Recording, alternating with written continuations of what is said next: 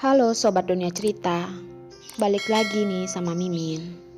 Kali ini Mimin akan melanjutin cerita yang berjudul Lelaki yang Tidak Dapat Kugapai.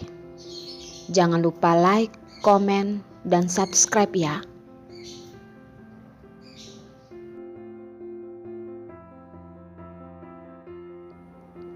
Yos menggerakkan bibir, tidak menjawab. Dia memiliki pemikirannya sendiri. Waktu 10 menit berlalu dengan sangat cepat. Darlene hanya bisa pergi dengan tidak tega. Setelah keluar dari ruangan, Hendrik sedang menunggu di luar. Darlene, bagaimana? Apakah Derek sudah sadar? Darlene menggelengkan kepala dan berkata, "Tidak, Hendrik, aku sedikit lelah. Bisakah kamu membawaku kembali ke ruanganku?" Hendrik melihat luka di kaki Darlene. Kali ini dia tidak bertanya dan langsung menggendong Darlene. Darlene terkejut sejenak dan langsung teringat sesuatu. Tiba-tiba sadar, tidak menolak niat baik Hendrik dan tidak peduli dengan tatapan Yos. Dan Yos hanya dengan sinis menatap sepasang pria dan wanita yang saling mencintai menghilang dari hadapannya.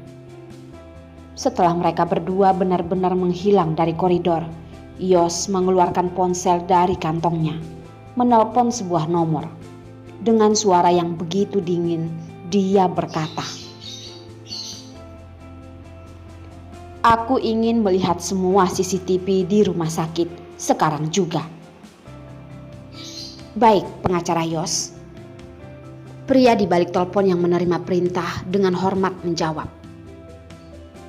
Setelah Yos menutup telepon, dia tidak langsung menyimpan ponselnya dan menghubungi satu nomor lagi. Dia ingin mengetahui sebenarnya berapa banyak hal yang Darlene sembunyikan darinya selama 4 tahun ini. "Joe, bantu aku selidiki semua jejak Darlene selama 4 tahun ini. Aku ingin sedetail mungkin." Kata terakhir itu diucapkan Yos dengan menggigit giginya. Joe tertegun. Ini adalah pertama kalinya dia mendengar teman baiknya berbicara dengan nada seperti ini. Pasti sudah terjadi sesuatu yang tidak terduga oleh teman baiknya itu. Hal yang bisa membuat temannya begitu marah, dia juga sangat penasaran. "Baiklah. Dan juga jangan biarkan Hendrik terlalu santai," ucap Yos dengan tatapan terlihat serius dan berkata, agar Hendrik tidak begitu tidak tahu malu dan terus menempel pada wanitanya.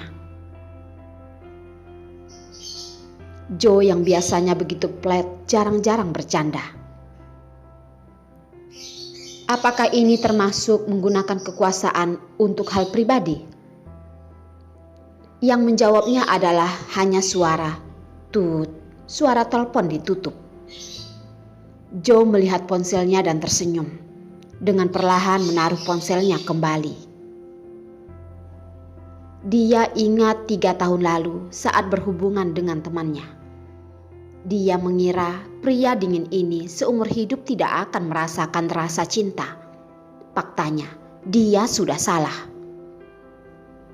Ada orang yang tidak menunjukkan perasaannya, tapi kalau sudah meledak, akan seperti tanah longsor yang tidak akan berhenti. Bahkan barusan mendapat sedikit tekanan, sudah tidak tahan.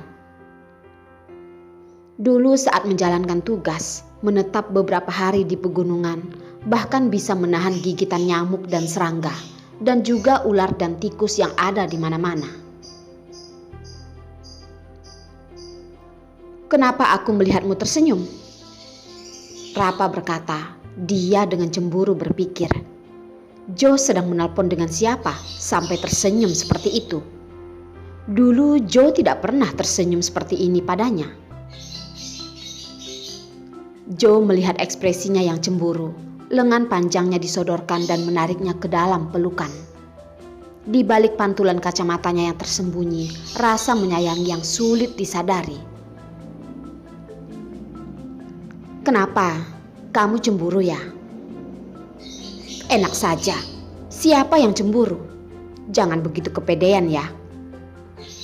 Rafa dengan kesal mendorongnya. Padahal sama-sama pria. Kenapa otot dadanya lebih besar dari dirinya? Setelah Yos mengurus semuanya, dia barusan membalikkan badan dan berjalan ke arah Darlin pergi. Kembali ke ruangan. Darlin akhirnya melepaskan semua rasa berjaga-jaganya. Tekanan yang Yos berikan padanya terlalu besar. Di hadapan Yos, dia sama sekali tidak bisa bernapas dengan bebas. Hendrik, barusan terima kasih ya. Darlin, kita akan segera bertunangan. Kamu tidak perlu sungkan padaku. Aku pergi panggil dokter untuk membalut lukamu dulu. Hendrik tersenyum lembut padanya dan pergi. Darlin melihat perban di telapak kakinya sudah penuh dengan darah. Namun sama sekali tidak merasakan rasa sakit.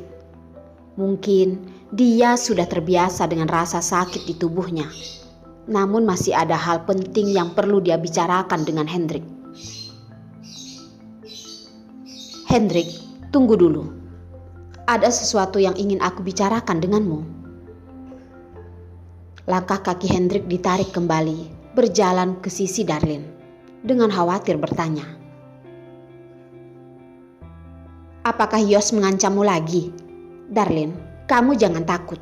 Aku pasti akan melindungimu dan Derek. Darlin menganggukkan kepala dan menggelengkan kepala lagi. Tatapannya melihat ke ujung kakinya. Dia ingin merebut hak asuh Derek denganku. Hendrik, aku tidak boleh membiarkannya merebut Derek dariku.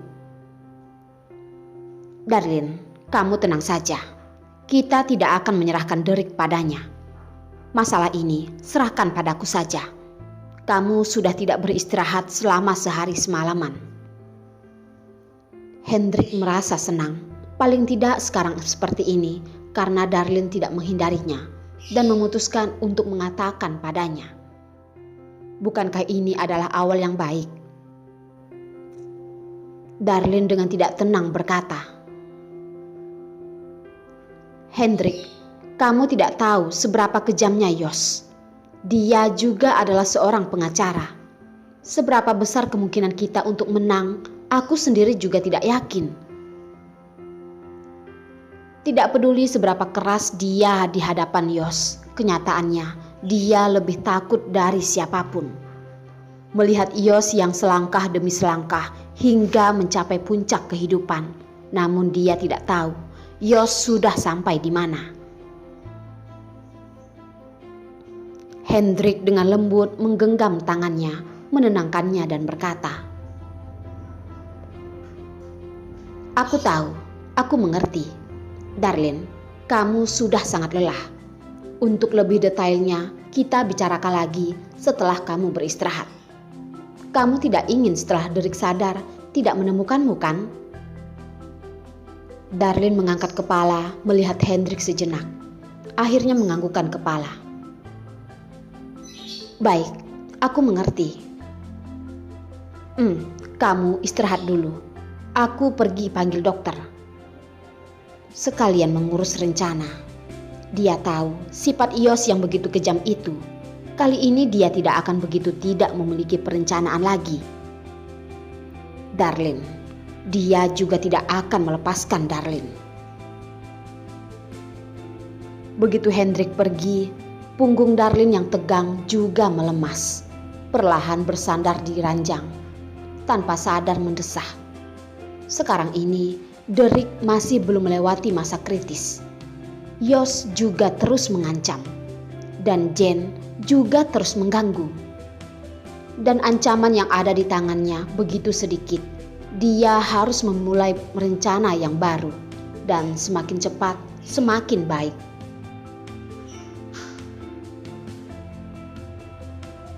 Darlin, kamu baik-baik saja kan? Aku benar-benar haus. Aku pergi minum air dulu. Perlina mendorong pintu dan masuk. duluan menuangkan segelas air untuk dirinya dan meneguknya ke dalam perut. Dia barusan dengan tidak mudah membebaskan diri dari Jasper, si bajingan itu, dan langsung datang ke rumah sakit. Ingin melihat apakah temannya baiknya itu masih hidup atau tidak. Untung saja orangnya masih ada, tidak kekurangan lengan ataupun kaki. Siapa suruh ekspresi saat Yos pergi begitu mengerikan? Kamu yang memberitahukan masalah Derek pada Yos, kan? Terdengar suara, push. Perlina langsung menyemburkan air yang ada di dalam mulutnya. Membalikkan kepala dengan terkejut melihat Darlin yang begitu tenang. Kamu sudah mengetahuinya? Aku tidak tahu. Apakah Yos akan datang mencariku? Darlin dengan kesal berkata. Perlina dengan merasa bersalah menyodorkan lidahnya. Dengan wajah mengakui kesalahan, menatapnya. Darlin, aku benar-benar bukan sengaja ingin mengatakannya. Siapa yang menyuruh si keji orang itu sengaja membuatku marah? Aku mengatakannya juga karena terlalu gegabah. Kamu tidak akan menyalahkanku, kan? Tentu saja tidak. Perlina dan ekspresinya sudah tahu. Masih belum berkata, Darlin langsung menyambung. Aku akan memotongmu. Jangan, hubungan pertemanan kita selama bertahun-tahun mana boleh hancur begitu saja. Kamu jangan melototiku, aku takut. Perlina berpura-pura takut dan menepuk dadanya lalu berkata. Walaupun aku mengatakannya, aku juga sudah membantumu memberikan pelajaran pada si genit itu. Darlin tersenyum dan berkata, apakah aku masih harus berterima kasih padamu? Itu tidak perlu. Perlina tersenyum kering. Melihat wajah Darlin yang begitu cemberut, dia langsung berkata, masih ada hal lain yang belum aku katakan. Kamu jangan marah. Marah akan membuat orang menjadi tua. Sudahlah, katakanlah apa yang kamu ingin katakan. Darlin ingin tahu berapa banyak hal yang Yos ketahui. Perlina menyentuh kepala dan berkata, tidak apa-apa, hanya mengatakan masalah Derek. Masalah si keji itu, aku masih belum mengatakannya. Jangan katakan dulu, selesaikan masalah yang ada di depan mata dulu saja. Yos ingin merebut Derek dariku. Apa pekerjaannya tidak perlu aku katakan lagi, kan? Lalu bagaimana menurutmu?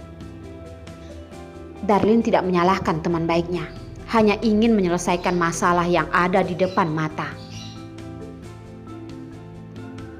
Bagaimana kalau aku menyuruh orang untuk menghabisi Yos? Ucap Perlina melihat ekspresi Darlin yang hanya menatapnya dan tidak berbicara. Langsung menjadi serius.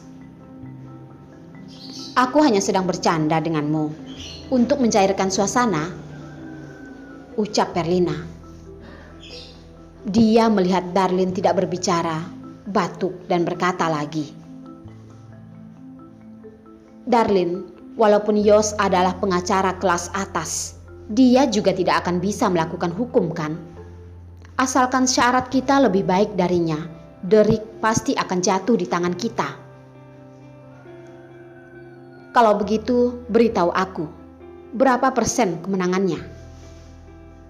Darlin dengan tidak bertenaga mengucek matanya. Apakah dia harus mempertimbangkan untuk mengganti teman? Perlina dengan sangat serius menahan dagu dan berpikir, lalu menunjukkan sebuah angka pada Darlin. Kamu merasa ada 10% kemungkinan menang? Ini terlalu sedikit, kan? Tidak. Darlin, kamu sudah salah paham. Aku sama sekali tidak yakin. Memiliki teman jahat seperti ini dia masih bisa mengatakan apa? Lina, kamu seharusnya merasa senang karena aku tidak bisa lari. Kalau tidak, aku bahkan sudah memiliki keinginan untuk membunuhmu. Perlina langsung menganggukkan kepala. Aku tahu. Bukankah aku sudah mengatakan padamu? Aku sudah memukul mata Jen sampai benjol seperti mata panda. Wajahnya bahkan juga bengkak. Kalau bukan karena dia cerdik, aku pasti sudah memukulnya sampai ibunya juga tidak mengenalnya. Sudahlah, jalani saja, ucap Darlin mendesah. Perlina melihat Darlin yang putus asa, juga mengerti kegabahannya membuat masalah besar untuk Darlin.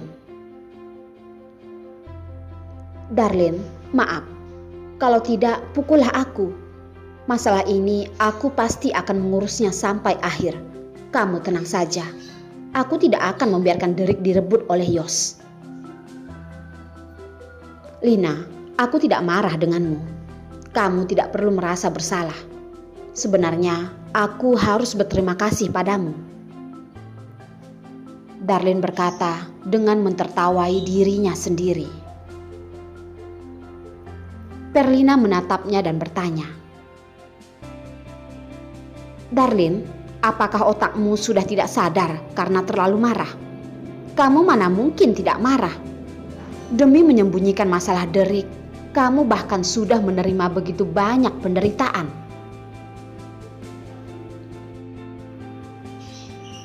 Semua ini tidak ada apa-apanya, dan aku juga sangat senang. Darlin berpura-pura berkata dengan pelan.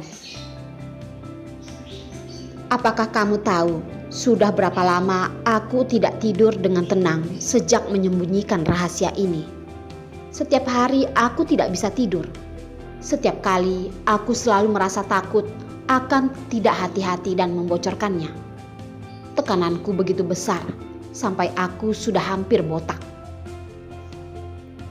Perlina tahu Darlin sedang menenangkannya. Darlin, kamu jangan terlalu menyiksa diri. Aku tahu betapa menderitanya dirimu. Tidak menderita. Darlin tidak tahu sedang mengatakannya pada Perlina atau mengatakannya pada dirinya sendiri. Apakah dia menderita? Mungkin menurut orang luar dia benar-benar sangat menderita. Selama 4 tahun ini dia tidak pernah santai. Setiap hari selalu begitu lelah. Walaupun setengah tahun ini dia tidak bekerja, tapi juga terus mengkhawatirkan anaknya. Bahkan batinnya semakin tersiksa. Tapi dia tetap memiliki harapan. Karena setelah operasi anaknya berhasil, Derek sudah bisa hidup seperti anak pada umumnya. Tapi semua ini malah dihancurkan oleh orang itu. Dia jelas-jelas tidak merebut apapun, tapi selalu ada orang yang merasa dirinya adalah sebuah ancaman. Sedikit demi sedikit mengancamnya, membuat keadaan menjadi seperti ini. Lina, aku sudah memutuskan. Apa? Perlina mengira Darlin sudah memiliki cara untuk menghadapi Yos. Hanya melihat Darlin tersenyum dengan begitu ceria sampai matanya melengkung seperti bulan sabit. Senyuman begitu cerah, bahkan lebih cerah dari matahari di luar jendela. Ucapan yang dia katakan membuat orang bersemangat. Aku tidak akan bersembunyi lagi. Aku juga tidak akan membiarkan Jen begitu saja. Darlin, aku akhirnya sudah sadar. Aku pasti akan membantumu membalas dendam. Perlina dengan senang bertepuk tangan. Oh Tuhan, dia sudah lama menunggu kedatangan hari ini. Benar-benar lebih tegang daripada menaiki mobil pengantin. Kalau tangannya sedang memegang mic, dia pasti akan memberitahu seluruh dunia. Orang yang selalu menahan segalanya akhirnya menyerang. Darlin, katakanlah, apakah ingin menyiramkan air aki padanya atau ingin memotret foto bugilnya? Napas Darlin terhenti, tertegun beberapa detik lalu berkata, "Lina, bisakah kamu memikirkan hal yang lebih baik? Apakah itu kurang baik? Atau kamu memiliki ide yang lebih hebat?" Perlina tidak merasa ada masalah dengan idenya. Bukankah yang paling penting bagi seorang wanita adalah tampang dan nama baik? Apalagi Jen si keji itu, tampang dan nama baik adalah nyawanya. Menampar wajahnya sudah benar. Kalau wajahnya cacat, maka akan semakin baik lagi. Hanya saja, dengan bentuk tubuhnya itu, kalau dipotret juga tidak akan ada hasil yang baik. Tatapan Darlin menggelap dengan tidak jelas berkata, "Hal yang diharapkan tidak akan tercapai. Dia memiliki rencananya sendiri." Perlina tidak mengerti ucapan Darlin yang tidak jelas ini. Barusan ingin bertanya, Hendrik sudah membuat seorang dokter masuk ke dalam. Di belakangnya diikuti pria lain. "Kenapa kamu datang ke sini?" Perlina melihat wajah Jasper yang mengerikan pun bersembunyi di belakang tubuh Darlin. Dia masih ingat bagaimana dia melarikan diri keluar. "Tangkap dia." Jasper tersenyum menatapnya. Perlina langsung marah. "Aku tidak kenal denganmu.